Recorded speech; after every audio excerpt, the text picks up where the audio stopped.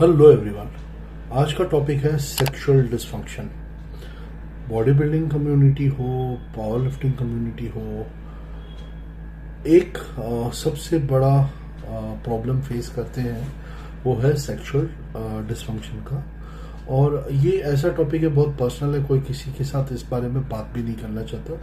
और body builders हो या पावर लिफ्टर हो, उनके लिए मेन गोल होता है उनका परफॉर्मेंस स्टेज पे।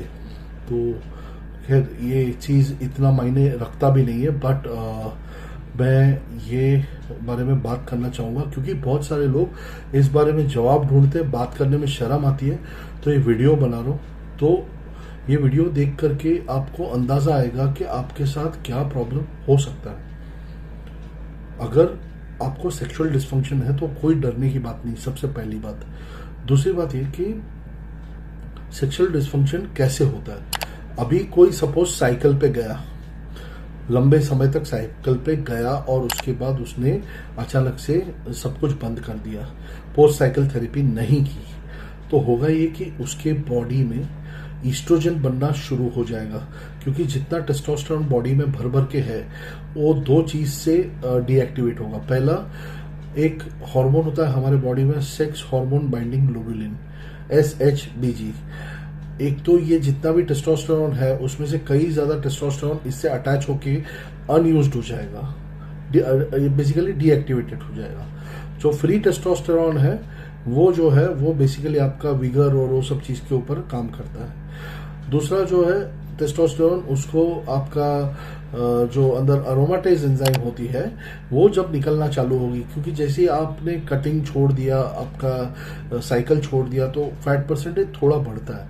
और जैसे ही फैट परसेंटेज बढ़ेगा तो अरोमाटेज भी प्रोडक्शन बढ़ेगा। और अरोमाटेज का काम ये है जितना भी टेस्टोस्टेरोन है एक्सेस, उसको कन्वर्ट किया जाए ईस्ट्रोजन में।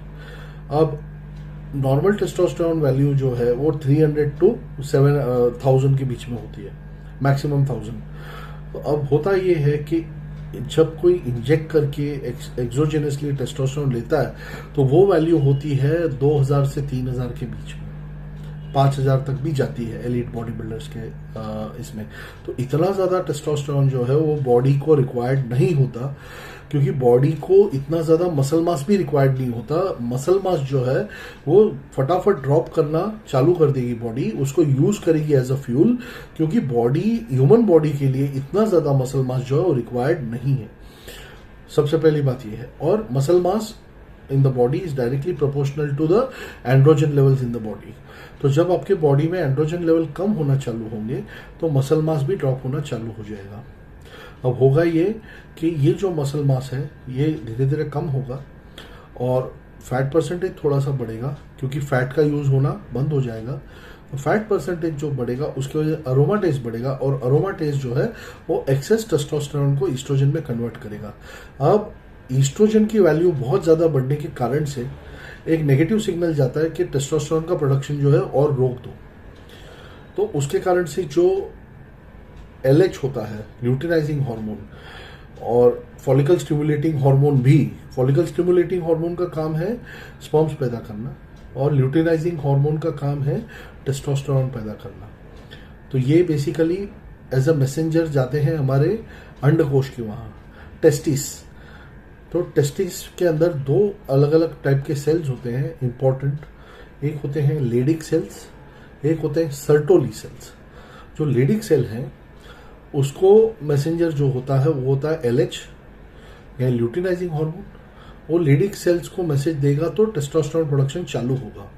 बट अनफॉर्चुनेटली ईस्ट्रोजन ज्यादा होने के कारण, एक नेगेटिव फीडबैक जाने के कारण होता ये है कि टेस्टोस्टेरोन जो है वो सप्रेस हो जाता है, क्योंकि LH ही नहीं रिलीज होता। और दूसरा जो उसके साथ साथ फॉलिकल स्टिमुलेटिंग हार्मोन है वो भी रिलीज नहीं होता है, उसके कारण से स्पर्माटोजेनेसिस जो प्रोसेस है, स्पर्म बनना, वो भी बंद हो जाता है। और लंबे समय तक अगर आप साइकिल कंटिन्यू करते हो तो एक उसका बहुत बड़ा साइड इफेक्ट ये है कि आपका टेस्टिकुलर श्रिंक होता है, टेस्टिकुलर जो साइज होती है श्रिंक हो जाती है। उसका कारण ये है कि बहुत सारे लेडिक सेल्स जो है वो डीके हो जाते हैं, डिस्ट्रॉय हो जाते हैं, और वो नए लेडिक सेल्स बनने के लिए एक समय लगता है। तो टेस्टिस की जो साइज है वो रीगेन होने के लिए 3 से 4 महीना लग जाती है नेचुरली। अननेचुरल, और कभी कभी बहुत लंबे समय तक अगर कोई ब्लास्टिंग क्रूजिंग करता है तो उसके साथ ये हो सकता है कि उसके बच्चे पैदा करने की क्षमता ही खत्म हो जाए। तो इसके लिए ब्लास्टिंग और क्रूजिंग जो है वो उस बॉडी बिल्डर के लिए जिसके बच्चे हो चुके हैं, फैमिली प्लान हो चुका है और वो ब्लास्टिंग क्रूजिंग कर रहा है, उसके ऊपर एक अलग वीडियो बनाऊंगा।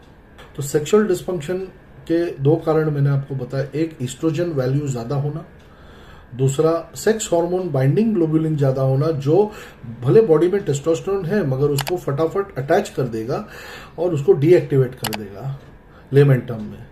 तो जो फ्री टेस्टोस्टेरोन लेवल्स है वो कम होने के कारण जो है वो सेक्सुअल डिस्फंक्शन होने के पूरे चांस होते हैं। तीसरा जो कारण है वो हमारा नेगेटिव फीडबैक सिग्नल जाना, जो इनडायरेक्ट प्रोसेस है कि भाई ईस्ट्रोजन बहुत ज्यादा होने के कारण अब टेस्टोस्टेरोन प्रोडक्शन ही नहीं होगा, इसके लिए जो तीसरा होता है। और लंबे समय तक क्योंकि हमने टेस्टोस्टेरोन जो है वो बाहर से लिया है, एंड्रोजन बाहर से लिए हैं, स्टेरॉयड बाहर से लिए हैं, उसके कारण से अंदर के जो अंडकोश है उन्होंने कई महीने तक वो बनाने का प्रोसेस छोड़ दिया है, उसके कारण से टेस्टिकुलर अट्रोफी होती है, अंडकोश छोटे हो जाते हैं क्योंकि लेडिक सेल्स डिके हो जाते हैं। यहां तक का रिकॉर्ड है कि 90% लेडिक सेल्स जो है वो डिके हो जाते हैं अगर वो अनयूज्ड है तो टेस्टिस जो होता है काफी छोटा हो जाता है वॉल्यूम में, छोटी गोटी। तो ये सब कारण जो है ये जब मिलेंगे ना, मिल करके एक इंसान को सेक्सुअल डिस्फंक्शन की पोजीशन पे लाके खड़ा कर देते हैं।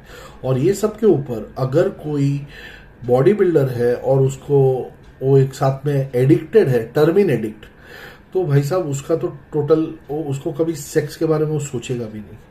टर्मिन एडिक्ट जो है, एक बार किसी ने टर्मिन का एडिक्शन लगने के बाद अगर वो 3-4 महीना टर्मिन पे है तो उसको टर्मिन छोड़ने के बाद भी कम से कम 3 से 4 महीने तक उसको सेक्स की बिल्कुल इच्छा नहीं होगी।